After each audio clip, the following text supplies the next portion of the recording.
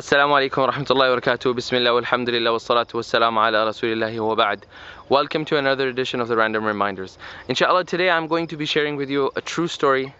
Once again, the one which was told to me by the same teacher who had given me the story, based on which I've made a video. Previous video, you can check it out. The link should be somewhere up here. The story is about an individual who went to Haram, or who went to Mecca for the last 10 days. And on the 27th night, he tells his friend, listen, it's one of the most blessed nights we're ever gonna get. Imagine how lucky the individual is whose janazah is being led in Haram.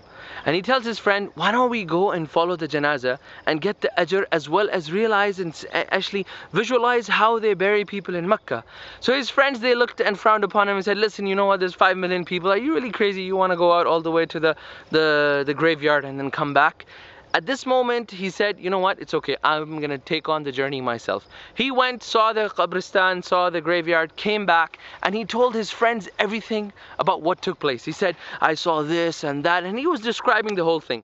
So on the night of the 30th fast, they opened their fast and they started driving from Mecca to Riyadh to reach home in time for Eid. Right after Ta'if, their car got into an accident and they all died, except one person. This particular individual, he happened to be the neighbor of my teacher, and he came to my teacher's door, knocked at him, and he said, Eid Mubarak to you. Today is the blessed day of Eid. How are you doing? He said, you know this individual XYZ that used to be in our neighborhood? He's like, yeah, I remember he went with you for Umrah, and he went with you for Umrah in the last 10 nights. He's like, yes, that individual is no longer there. So the Shaykh, he got so happy and he said, subhanallah, what a blessed death Allah subhanahu wa ta'ala has granted this particular individual, that he dies right at the end of Ramadan, and hopefully Allah has forgiven all of his sins. His neighbor looks at him and tells him, that's great, but I have a big task for you. The Shaykh asks, what is your task? He said, your job is to go and break the news on his family on the day of Eid about his death. So the Shaykh takes on the courage and he goes and he sees young children playing in front at the courtyard, and he rings the bell, and one of the brothers of this particular individual who passed away comes and greets the Shaykh, and he said, Hayyakallah, please come to my house. The Shaykh said, I'd like to speak to you in the car. They sit in the car and the Shaykh tells him the following. He said, there has been an accident and there were 3 people involved in it. I'll let you know more details as they get revealed. And he ends it off there and he tells the brother, make dua that it is not your brother. Minutes later, or sorry, few hours later, Salatul Maghrib comes in. The brother calls the Shaykh and says, what happened? Did you hear any news about who was these 3 people that passed away or that got into a car accident? He said, yeah, I got a little bit more news. It happened to be your brother. They are in the hospital, every single one of them. And I will give you a little bit more news about what has happened and what's the condition of your brother and the rest of the brothers that were in the car after Isha. At Salat al-Isha, the Shaykh calls these people to his house, specifically this one, the brother of this individual, and he says, sit down. And he said, glad tidings, your brother has met Allah subhanahu wa ta'ala bi-idhnillah and insha'Allah with no sins. And his brother, he hears the news from the Shaykh and he's like, you know, he's not willing to accept it because it's the day of Eid, and how is he going to go and break the news on the family and all that. And the Shaykh tells him, before you leave my office and before you even pick up the telephone and call, here's what you need to do. Make wudu and pray 2 rak'ahs nafil and ask Allah subhanahu wa ta'ala for help in this matter. The person, he frowned upon the Shaykh. He looked at him, was like, you know, at this particular, why do you want me to pray? Like, what's wrong with you? Let me call. All these thoughts are going in. The Shaykh is like, you need to do this now. Stop thinking what you're thinking. Go and do it now.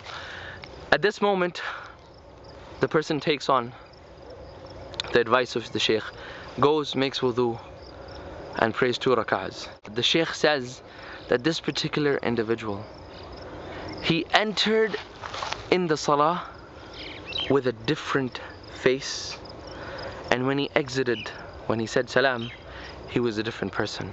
there was no more sorrow, no more burden of this news on him. And he felt so good, and he started thinking something. The Shaykh asked him, "What are you thinking?" He says, "I'm thinking how I can make all of my brothers go through this process of salah when I break the news on them." And the Shaykh is like, "My house is welcome. You can call all of them at my house and you can tell them the same thing." By Allah, the Shaykh said, all the brothers, when they heard the news, this elder brother told them to do the same. Go and pray 2 rak'ahs before they go and tell the family. And they all got together, and the Shaykh said it was as if they had heard a news of some strange individual, a stranger that they never knew, who had passed away. Meaning they had absolutely no sorrow and grief. At that moment, the Shaykh advised them, saying that, "Listen, your brother passed away in Ta'if. The closest major city is Makkah. Take his body to Makkah, for there is nothing more blessed than being buried and having your janazah read in Haram." The family takes the advice of the Shaykh. They go and they pray janazah on him in Haram. And after that, they all go home peacefully, having known that a huge number of people had made dua for this particular individual. When all of this took place, the neighbor who first came and told the Shaykh about the news or the death of this particular individual came to the Shaykh and said, "Let me tell you a little bit about this person. Do you know that when we left Makkah, we were about to open our fast, and he had just opened his fast, and he had Zamzam in his mouth when the car flipped, and he had not said a word other than La ilaha illallah before he died." This was the story of an individual who passed away, who was with us this Ramadan and is no longer with us. His last day happened to be the day of Eid. The question for you and I, what have we prepared, with all due honesty, for our last day? We don't know if it is going to be this Eid, if it's going to be tomorrow. I don't even know if I'm going to be able to upload this video. I don't know if I'll be able to walk out of this area and Malakul Maut can come and take my soul. So the question remains for every one of us, what have we prepared for ourselves? What have we prepared for ourselves to meet Allah subhanahu wa ta'ala? This Eid was the last day of Eid and the last day of this individual's life. Let us prepare for the last day of our lives. Assalamu alaikum wa rahmatullahi wa barakatuhu. Subhanak Allahumma wa bihamdik ashhadu an la ilaha illa anta astaghfiruk wa atubu ilayk.